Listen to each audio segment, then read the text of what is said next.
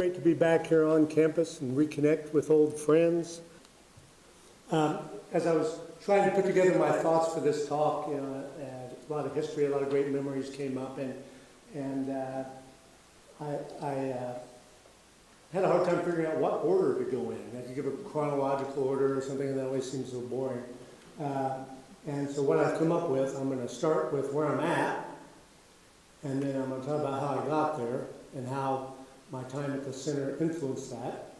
And then I'm going to talk about where we're going, with influence from the center and my time on campus and my many colleagues woven throughout that. That's what I'm going to try to do. And if it gets messed up along the way, just interrupt me and we'll talk about the new athletic director at the U of I or something more interesting.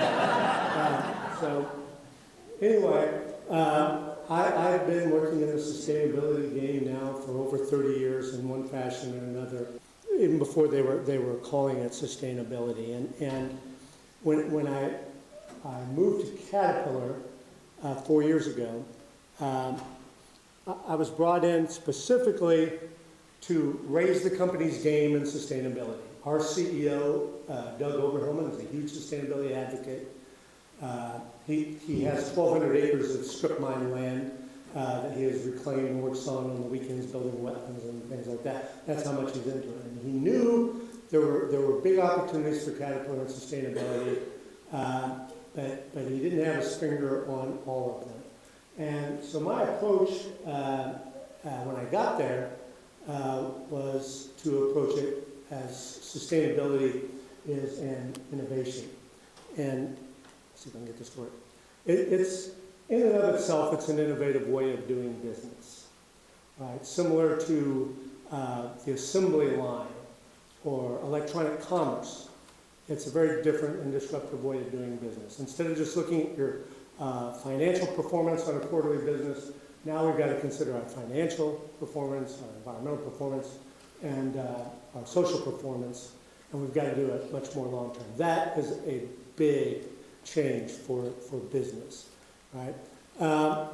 But while the concept of running your business more sustainably is an innovation in itself, it's also a cluster of other innovations, all types of ideas, methods, new software, electronic devices, different machines, different materials, different chemicals, different sources of energy, and on pick your favorite, right? So all those things come into play as well.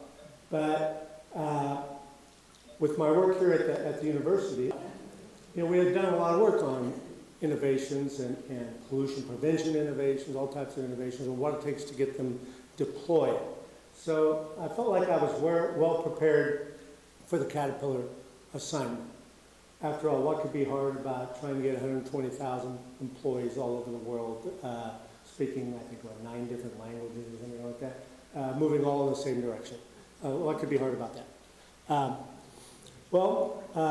And the principles of innovation diffusion that we use at the center on the ADOPT program, I'll talk about more in a minute, were the same ones that I've used at Caterpillar. And I think we've done so with good success, although with fits and starts along the way, as you might imagine. 2014 was a transformative year at Caterpillar. Prior to that, sustainability was a series of important things that we did. And it still is that. So things like preserving resources and addressing health and safety of our employees and those that use our products and so forth. That's always been an important part of what Caterpillar does. But in February of 2014, it became part of who we are. And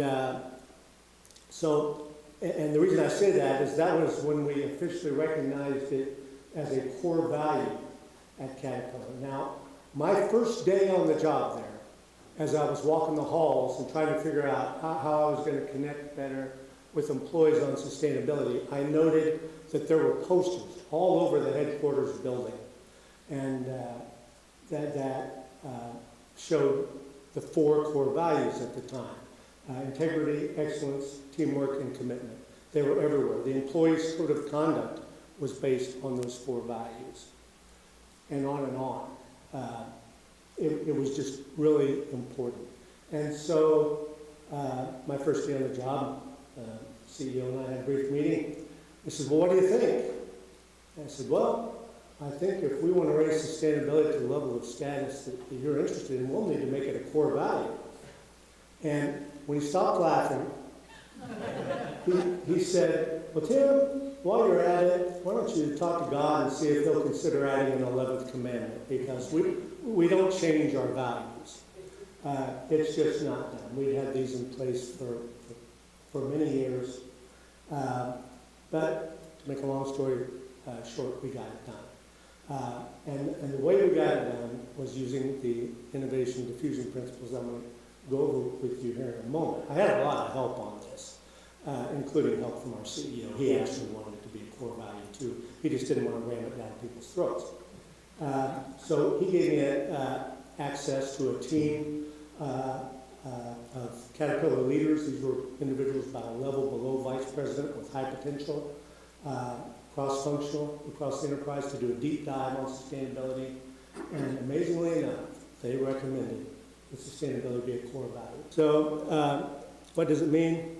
Well, and these are Doug's words, that will unleash the talents and passion of 120,000 employees all over the world to advance sustainable progress. And he means it when he says it. So how on earth did we get there? And believe me, that starts the job now. It was really a ready, fire, aim approach to this whole thing. Well, a lot of what we did is rooted back in what we call the ADOPT program. And when I started my career right out of school, there were some presentations this morning on Superfund sites. My first job right out of college, I had a master's from SIU, was I worked for a big design construct firm that cleaned up Superfund sites. And we'd done a number of them. And then one day we did one called Enterprise Avenue in Philadelphia. It was by the Philadelphia airport. And it was ranked number 5 on the EPA's list of sites that needed to be cleaned up, right behind the Love Canal and the Valley of the Drums and some of those other ones. And it was quite an experience. And I'll never forget the day. I was wearing what would be called level A protective gear, which is essentially a spacesuit. And we unearthed a drum of really bad ketone material. I can't remember its exact composition. But that's the day my spacesuit wasn't enough. And I regurgitated it into my face mask and aspirated my own vomit while I helped drag a couple of other employees off the site. And it occurred to me then that I was working, apologies to those of you who just ate lunch, but I realized then and there had to be a better way to do this. You know, up until then, environmental engineers were trained to treat waste and to clean up messes. And I was doing one of those. I was cleaning up a mess, and I decided I didn't like it. I didn't like it. There has to be a better way to keep that from happening. So after a couple of years of fun in that job, I took a job with Exxon in the Powder River Basin of Wyoming. And for 7 years there, I started off doing the land reclamation, which was cool. I did safety for a year, and then I supervised all their contracted work for a couple of years. And at that time, this was in the mid-'80s, there was a big push to improve quality management methods in the U.S. amongst businesses. And Ford and GM and Chrysler were adopting the Japanese management techniques. And we brought in a team from a company formed by a guy named Deming to teach us, and that name may resonate with some of you, to teach us on how to improve our quality performance through prevention of problems, prevention of waste, prevention of defects. And that really resonated with me because I remember back to when I was cleaning up the Superfund site. Yeah, it's all about prevention. And I even got the chance to ask Deming himself the question, does this apply to like hazardous waste too? And he just looked at me and grumbled. He was a curmudgeon by then. He grumbled something at me. I still don't know what he said. It was either, well, of course it does, or no, you idiot, we're talking about business. I don't know, but I eventually concluded for myself that, yeah, it did apply. And so moving forward, then, I was visiting, in 1991, I was visiting family. I was raised in Illinois, but I was out in Wyoming, visiting family, saw this job advertised at what was then the Hazardous Waste Research and Information Center that would focus on preventing pollution. I thought, that's me. I'm ready to go. So I applied for the job. I interviewed with Gary Miller and Jackie Peden and Dave Thomas, and eventually took the job. And one of the things I noted early on, so I was working in technical assistance and applied research, that early on we'd work with these companies and we'd give them recommendations for sound measures that they could take that would reduce their waste, improve their safety, improve their compliance, reduce costs, and the list of benefits went on and on. And then we checked back a few months later, and they hadn't done it. And it was puzzling. Like, come on. It's such an obvious thing to do, and it really seemed to connect with them at the time. But they weren't doing it with any regularity. They did it sometimes, and of course we would always feature those in our annual report, right, the ones that did it. But a disappointing number didn't do it.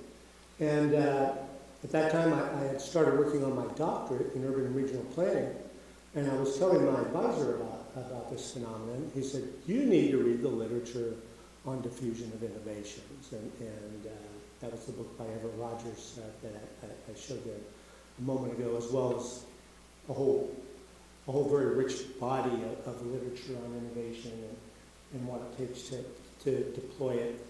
And it started making a lot more sense to me there. Why some groups did it, most didn't, and why. And as I learned more about this, I started to engage the staff and others at the center on what it was about. And these slides I dug up from the archives of the Tim Lindsay database. I think Chris Harris actually made these slides for me. Chris is back probably 20 years ago. They still look good today. Yeah, they really do look good, Chris. Yeah. So, and as I really studied it for pollution prevention at the time, these were the reasons that I came up with, and I actually published these in my dissertation, and had several peer-reviewed publications after that on the topic. That prevention in and of itself was a hard sell. Stopping smoking is hard to get people to do. Eating right, buying insurance. Who likes to do these things, right? It's tough to get people to do things that are good for them, even when they know they're good for them. The identity of those out there promoting change. Here we were, at that time we were state government, but we're affiliated with the university, and business doesn't usually get its ideas for innovation from government. Right? They get it from their peers and trusted advisors and so forth. The emphasis on awareness. I'll get into that more in a minute. We thought if people were just aware of what their options were and aware of the benefits, then they'd do it. Why wouldn't they? Well, we learned that wasn't enough, and I'll get into why and what isn't. The characteristics of the individual innovations we were trying to deploy. Some of them were much easier to deploy than others, and we learned how to identify the characteristics of where they were weak, where they were strong, and how to exploit one and address the other. The fact that it was optional. There weren't laws requiring people to do pollution prevention. There were laws associated with compliance with the waste they generated, but not their operations. And last but not least, there's a real tendency in this space to blame the customer. So if we made recommendations that were great advice and the companies didn't do them, well, they were dumb. We would just write it off. In some cases that was true, but in most it wasn't. It was because we hadn't addressed some of these other aspects. And for the more sophisticated technologies, particularly those that required some capital investment, technologies like membrane filtration or powdered paint coating, and really sophisticated stuff, there is no way that anybody was going to implement that based on receiving a fact sheet or reading an article on the web.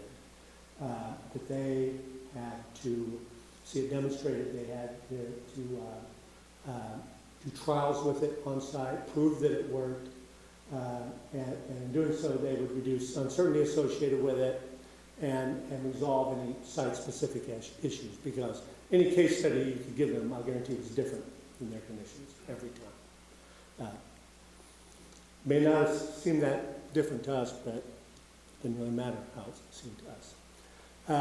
So what we learned was it was about reducing uncertainty for our customers there.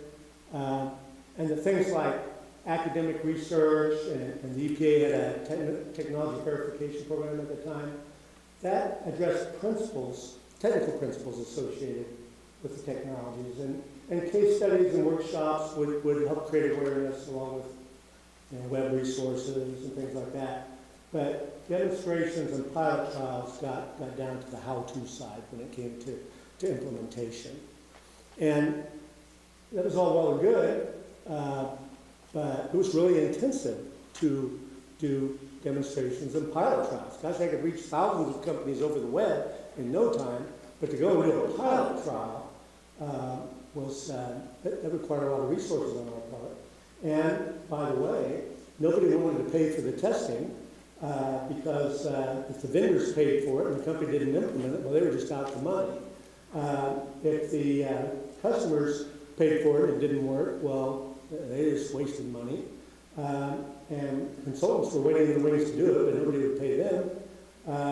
And there were very few resources around to help address this market failure. And those factors are what were behind the development of the ADOPT program. I think Kishore Rajagopalan, is he here? Is he hiding? Oh, hiding in the corner, are you? Well, you're not hiding anymore. I think he actually coined the acronym Accelerated Diffusion of Pollution Prevention Technologies. And what we were after here was to extend the effectiveness of existing programs, focus on issues associated with technical principles and how to implement them, and to reduce uncertainty that was in the way of some of these technologies moving forward. The way we went about it is we identified proven practices and technologies that we thought should be deployed faster than they were going. And then we would work with leading companies who would step in front and implement some of these practices and use them as demonstration sites and mentors for others in their sector. And we would do extended on-site, if we had to, pilot trials of some technologies to, again, reduce uncertainty, and then identify other gaps that would prevent adoption. That's what we set out to do, and we did it. We were able to form a collaboration with Minnesota and Kentucky, and we went and got 2 different federal earmarks to extend this and share resources across state boundaries, because we recognized that there were different technology needs because of their industry sectors than what we had, and in that way we didn't all have to have expertise in all the different technologies and sectors, and then that would enable us, since we were all state-based agencies, that enabled us to cross boundaries and share our resources. And it worked out pretty well. And my understanding is, to one extent or another, they're still doing it today, as we are here, although I don't know if anybody calls anything ADOPT anymore. But it did start a movement in the innovation diffusion area. And that was really behind what we were up to at Caterpillar. So back to Caterpillar for a moment. What I've been preaching there is that sustainability is really one of our principal sources of competitive advantage. It drives innovation. I'll talk about that more in a minute. We've got one of our innovators here today. It drives best team development. I mean, more and more you see, or we hear from our recruiting personnel that go to universities, that a company's performance in sustainability and social responsibility is a primary factor for the companies that new graduates choose to work for, and more it's a factor on existing employees as well.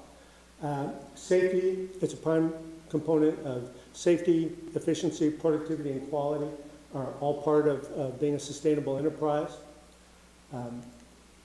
And that, of course, affects our financial performance. And it also affects new market development. And the world's changing fast these days, from the types of energy that we use to the types of materials and devices we have available. And opportunities to grow markets, to replace those that are diminishing. Like for Caterpillar right now, the coal mining industry is diminishing. Well, in the meantime, the biomass industry is growing pretty quickly.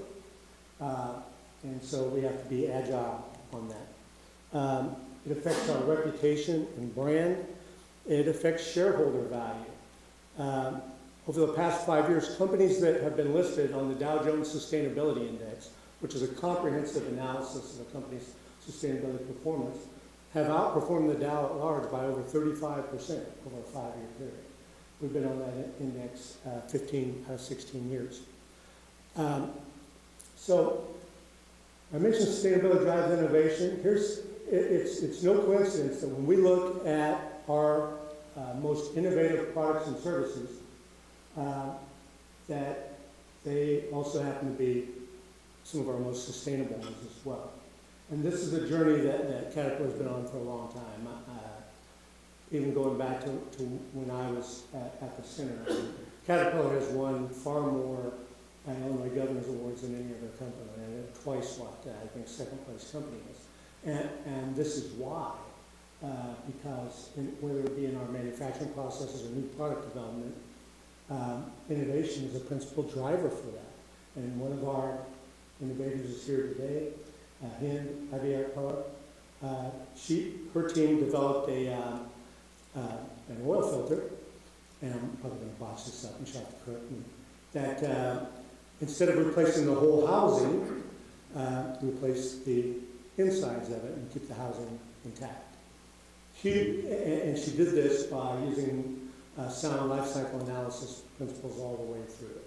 And she won the Governor's Award for it. She won our internal chairman's sustainability award for it, which you're probably not aware of this, but we do our own version, and it's a global award. And I can tell you that the 5 finalists that we get on that, any of them could win the Governor's Award. Just they're not all from Illinois, so we can't submit them. But tremendous achievement, and hitting my apologies for not listing that up there. But yeah. Well, okay. Well, yeah, you're right. Yeah, it is okay. It's part of remanufacturing. But these are just photos that of some of our recent innovations. D70 bulldozer, which has a combination of electric drive and diesel engine. It uses both technologies where they work the best. Diesel engine runs at constant RPMs really well. Electric drive gives you the torque you need for a big push, and so by combining those, we get the best of both worlds.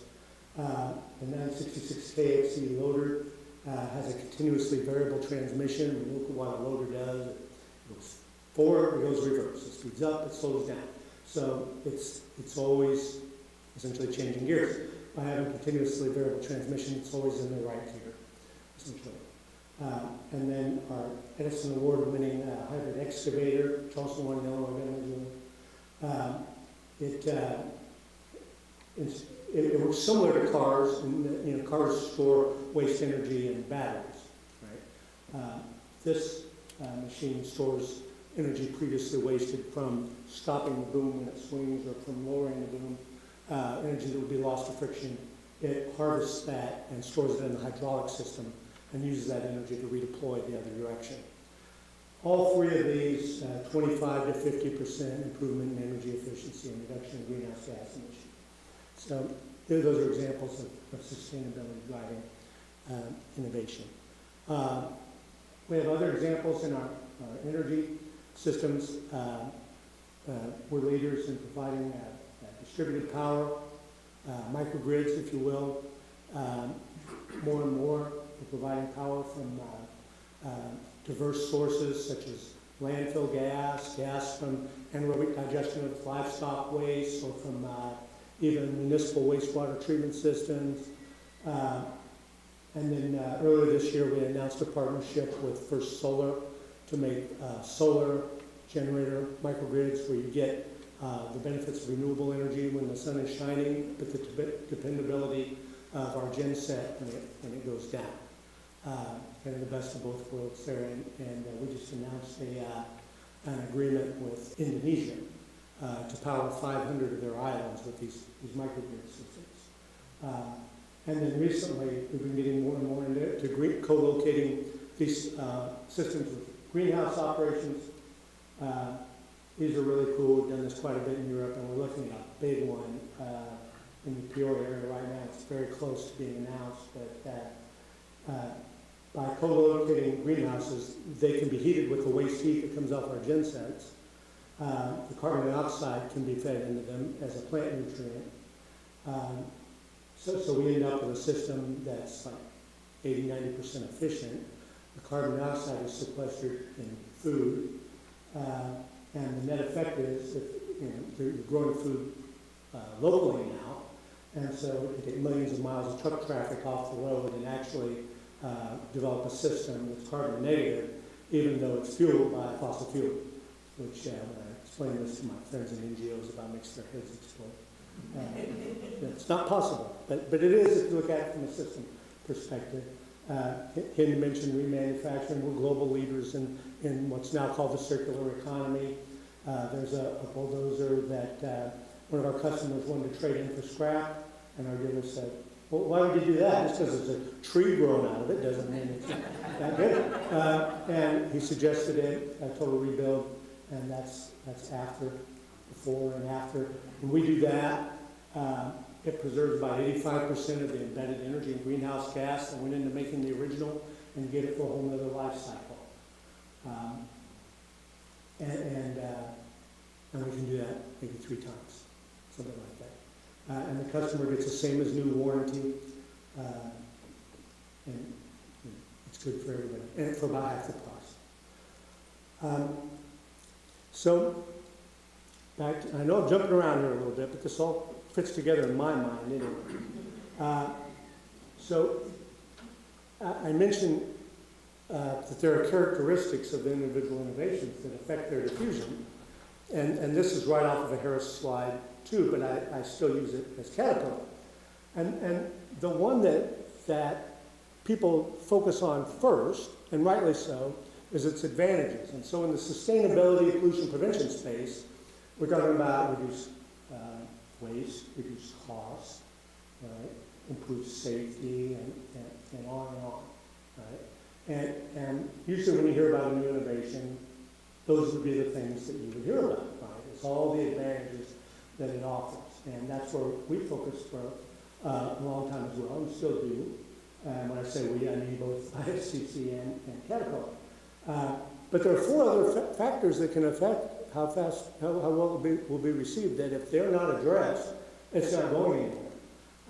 One is its compatibility with the existing culture, the existing way of doing things,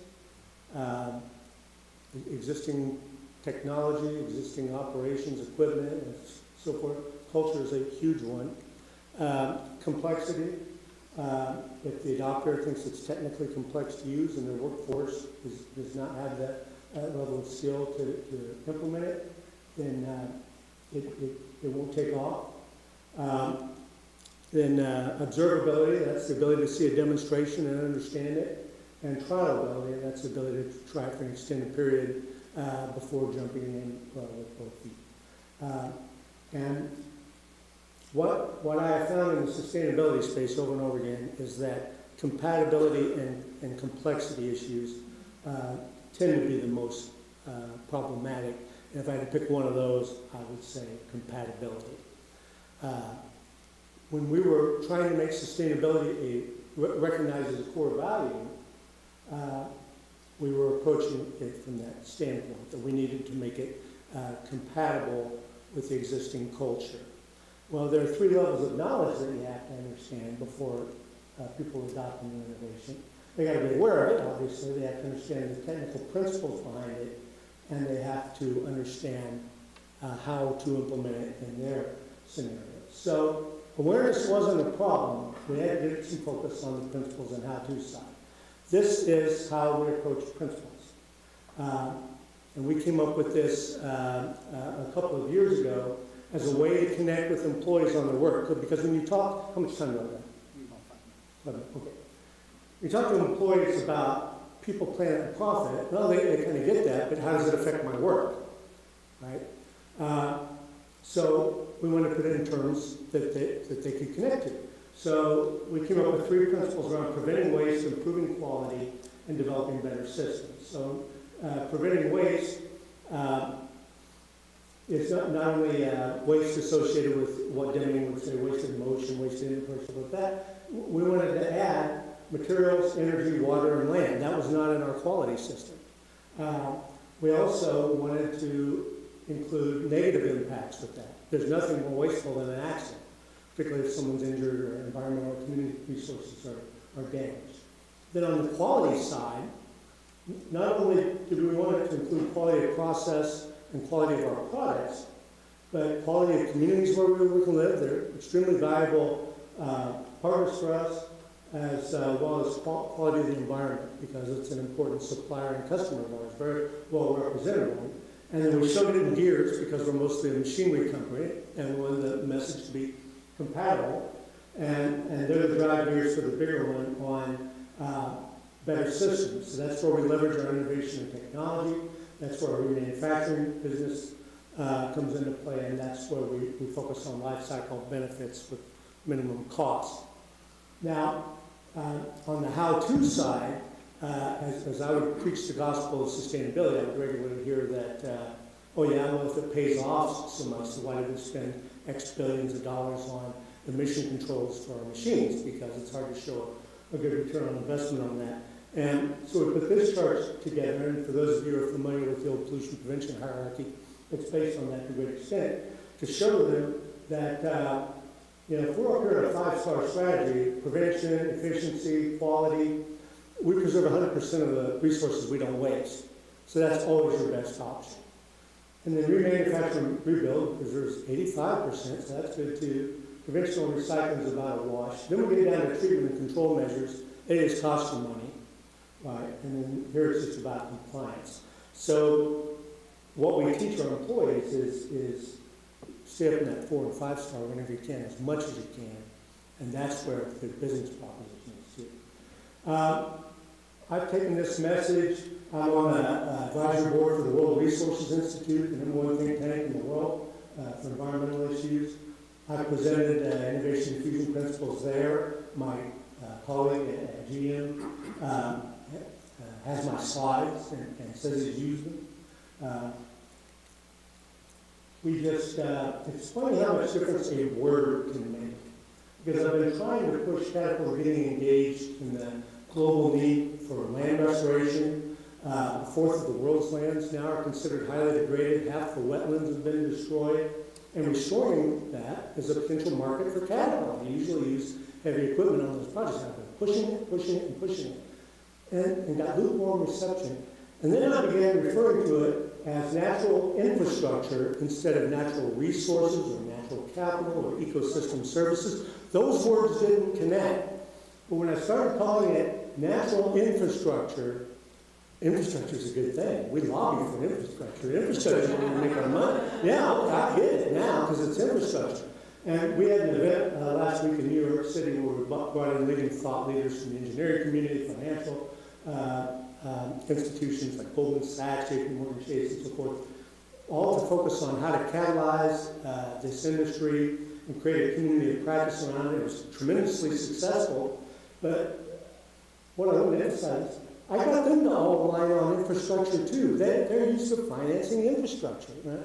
And so, and then, as proof that the word is caught on, the White House had a release about you need to incorporate natural infrastructure and ecosystem services in federal decision making. My friend Bill McDonough, some of you probably know some of his work. He and I work together quite a bit on projects now. And we've had this discussion many times that